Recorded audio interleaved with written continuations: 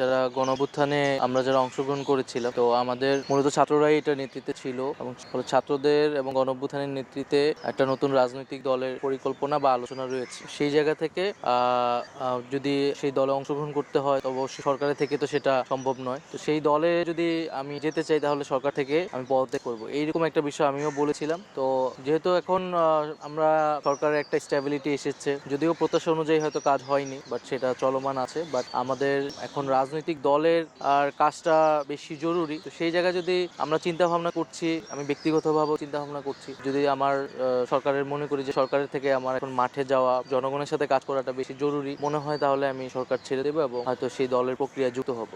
একটু ঘোষণাটা এসেছে যে দলটি এই মাসেই হবে, তাহলে যদি এরকম সিদ্ধান্ত হয় তো এই মাসেই হবে হয়তো, খুব আর কয়েকদিনের মধ্যেই হয়তো এই বিষয়ে একটা চূড়ান্ত সিদ্ধান্ত সবাই পাবে আর কি, আপনারা জানতে পারবেন। বাইরে যারা বৈষম্যবিরোধী ছাত্র আন্দোলন, জাতীয় নাগরিক কমিটি, তারা তো 6 মাস কাজ করেছে বা গত 4-5 মাস কাজ করেছে। তো সারা দেশে মাঠ পর্যায়ে তো তারা কাজ করেছে, সাংগঠনিক কাজটা তারা করেছে। আমি তো সরকারের দায়িত্বে ছিলাম, তো দল গোছানোর কাজটাও তারাই করছে। এখানে আমি বের হইলে হয়তো আমি সেই প্রক্রিয়ার সাথে জাস্ট যুক্ত হব।